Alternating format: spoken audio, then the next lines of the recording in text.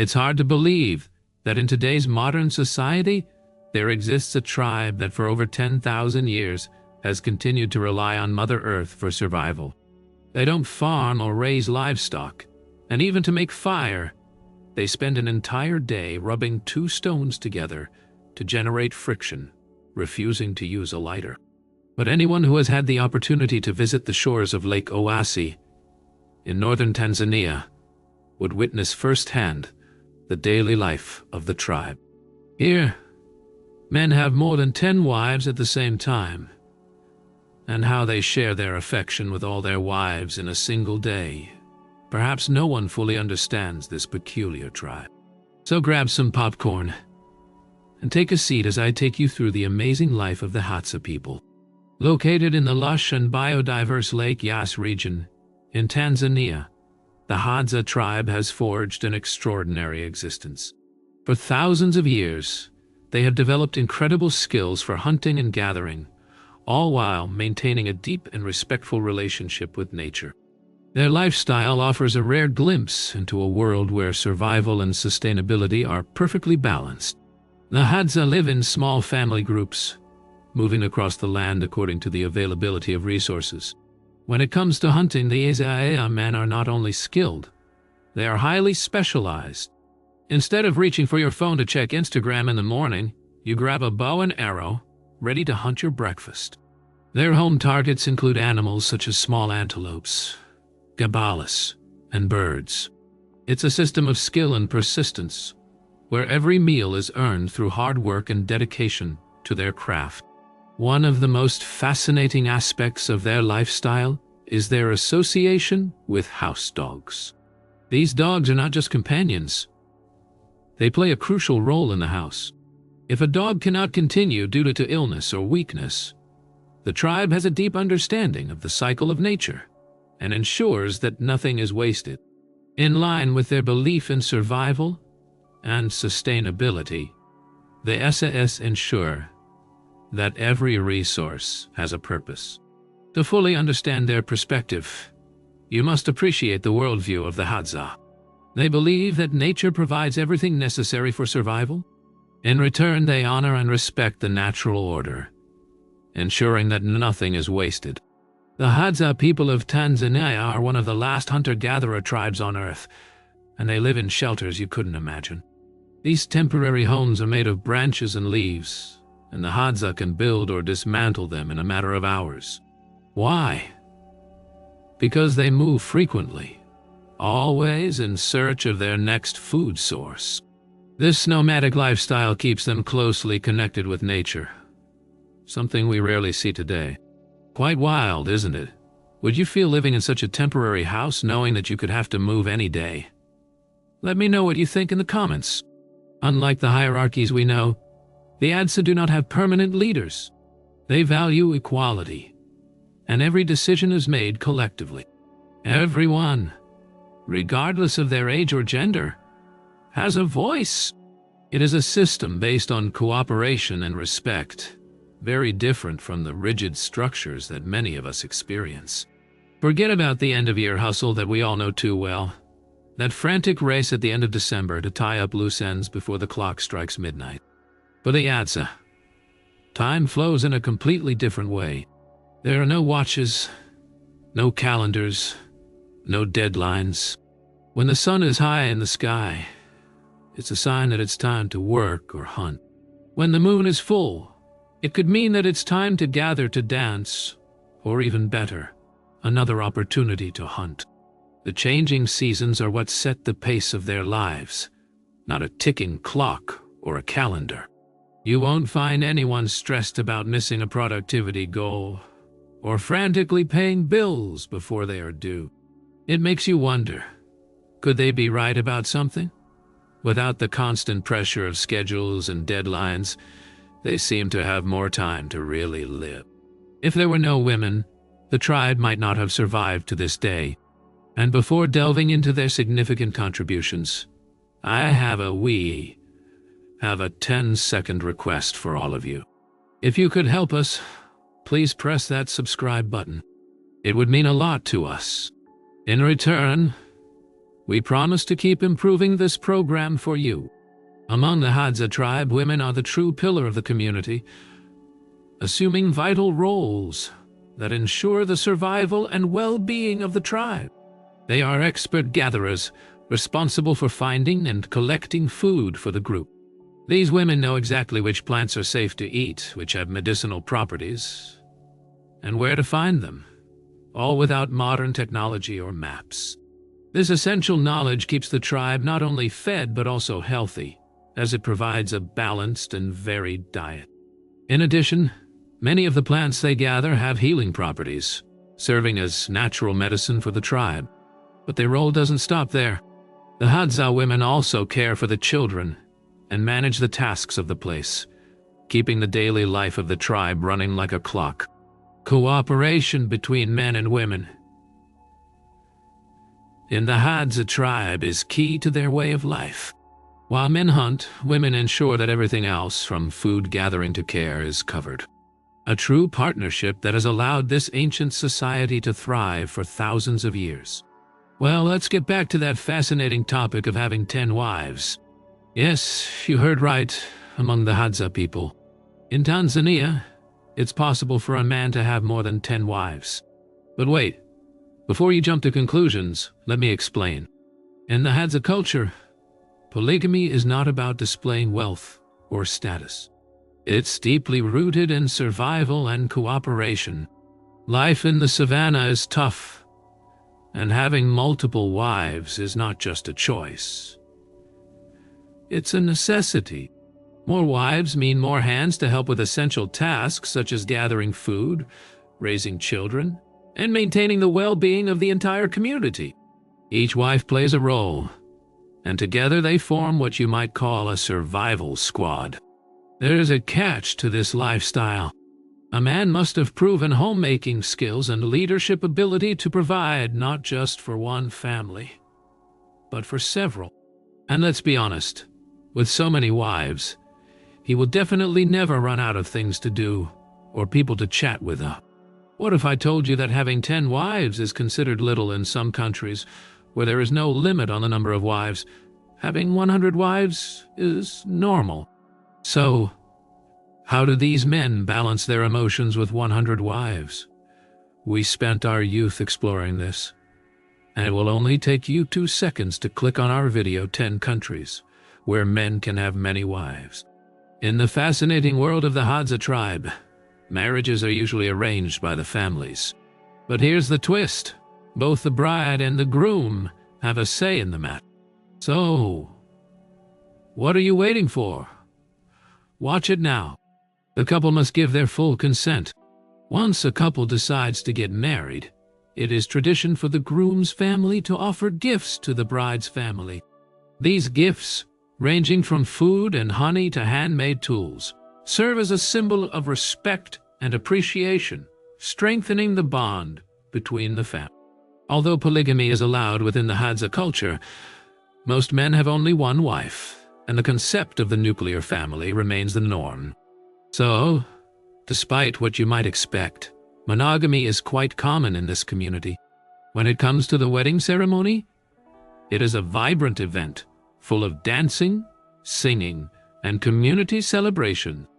There are no fancy wedding dresses or suits here. The brides and grooms proudly wear their traditional garments made of animal skins. After the wedding, the roles within the family are clearly defined.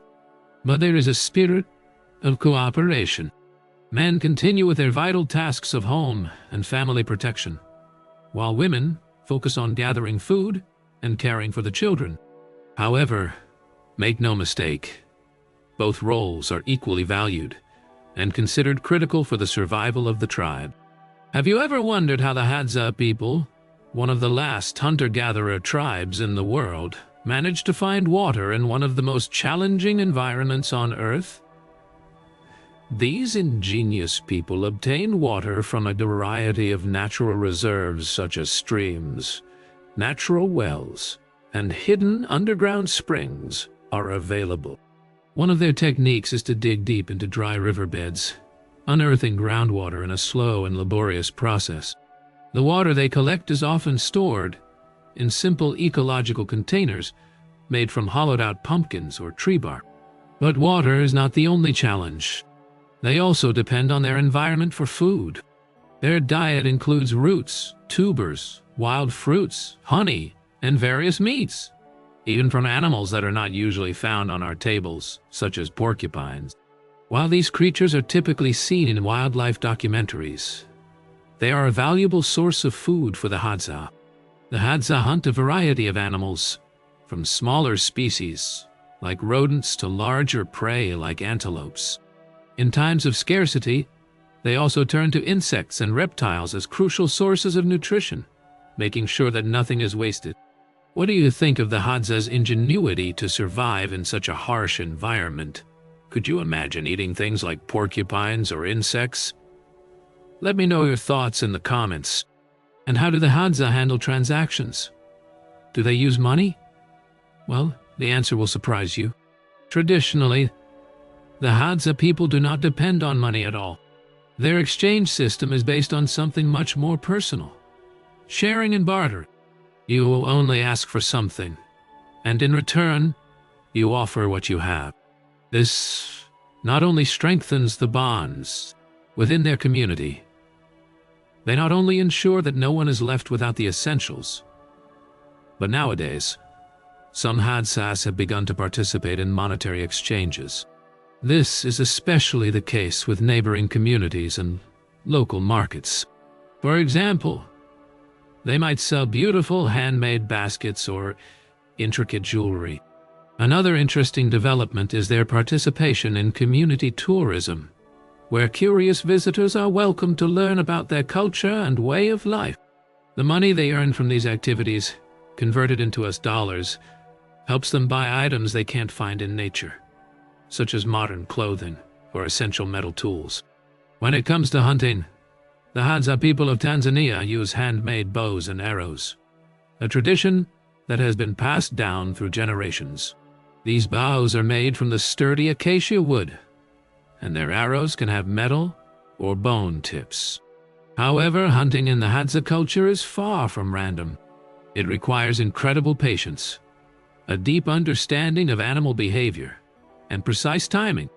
The Hadza men move like shadows in the forest, silently tracking their prey. They interpret the clues of nature, such as subtle tracks, broken branches, and even signs left by the animals. Every step they take is intentional, every movement deliberate.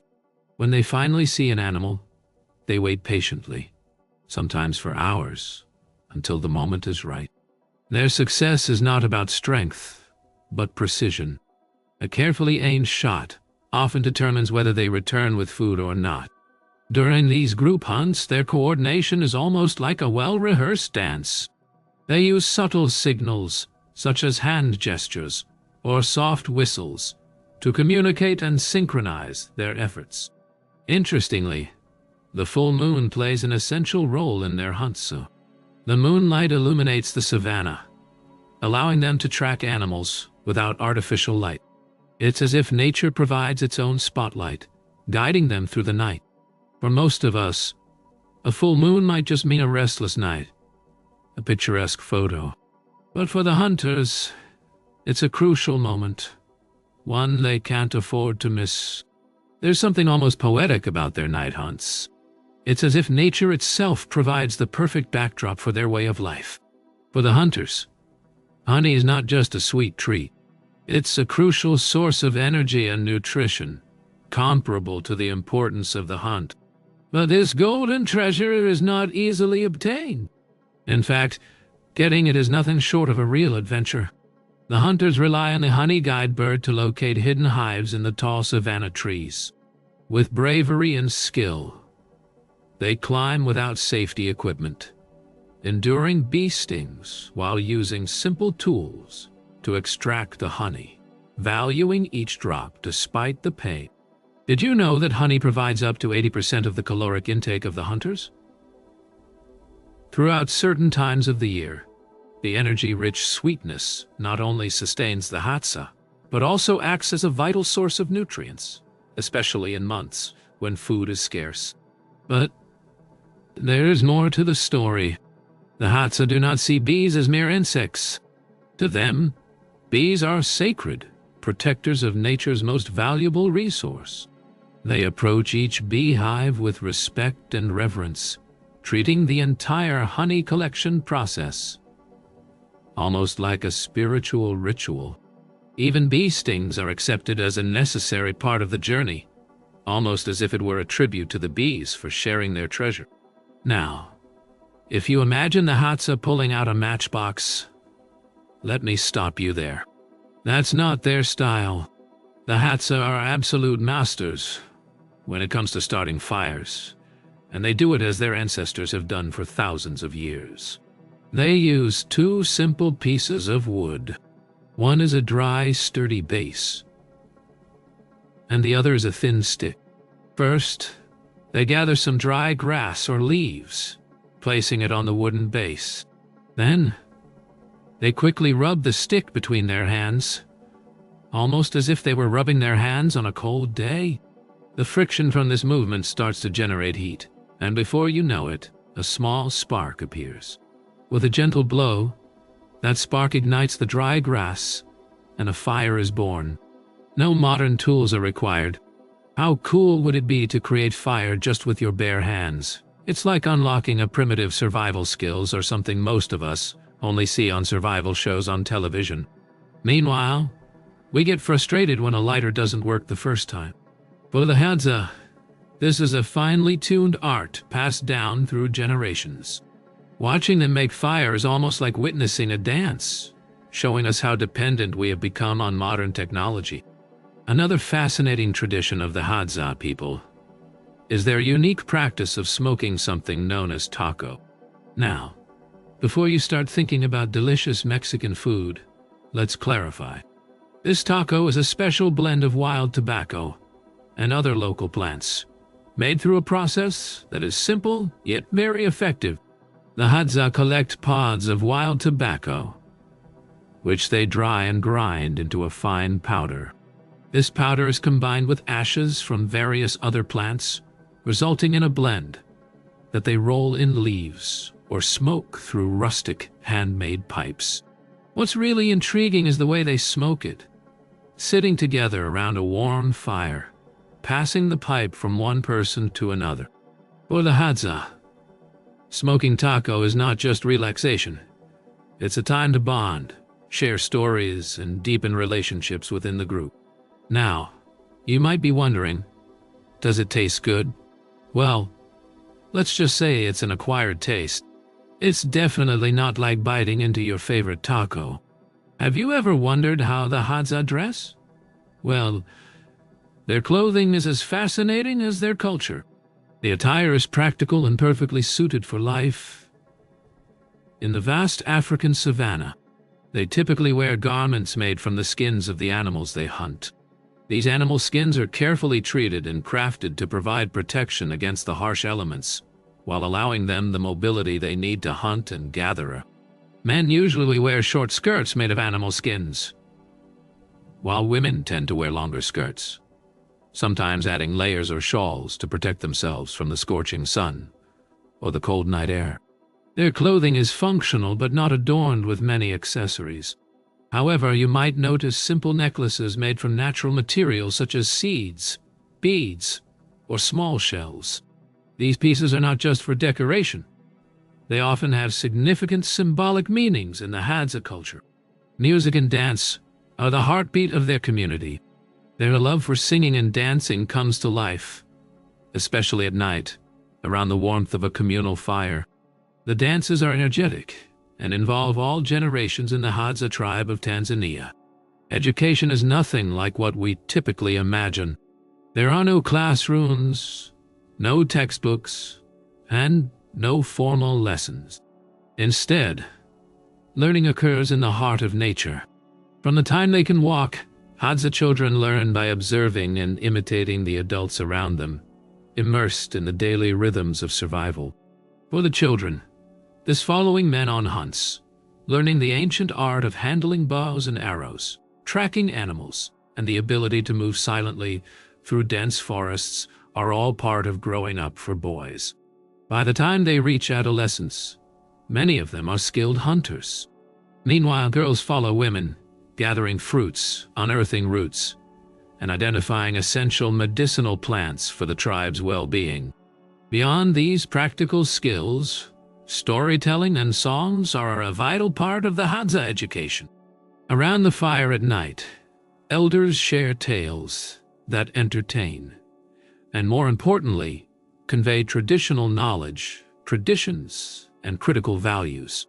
Today, the Hadza people face significant challenges. For centuries, the Hadza roamed freely, hunting and gathering across vast stretches of land. But now, much of that land is being converted into farms, pushing the Hadza to adapt to new and unfamiliar realities. Many have found creative ways to maintain their traditions, even in the face of external pressures. With the help of various support organizations and conservation groups, efforts are being made to protect their land and preserve their cultural practices. The loss of land for agriculture is not just a local issue. It is estimated that over 65% of the world's land is used for agriculture, and indigenous groups like the Hadza often find themselves caught in the crossfire. The crossfire between development and conservation continues, but with ongoing support and collaboration, there is hope that the traditions of the Hadza will endure. If you enjoyed today's video, please hit the like button, and don't forget to subscribe to the channel. Your support means a lot to us. Click on the video that appears on your screen right now. I'm sure you'll love this content. Comment below about the next country you want to see highlighted on our channel. Thank you very much for watching, and we'll see you in the next video. Thank you for joining us. Leave a comment, hit the like button, and don't forget to subscribe to see more interesting videos. See you in the next video.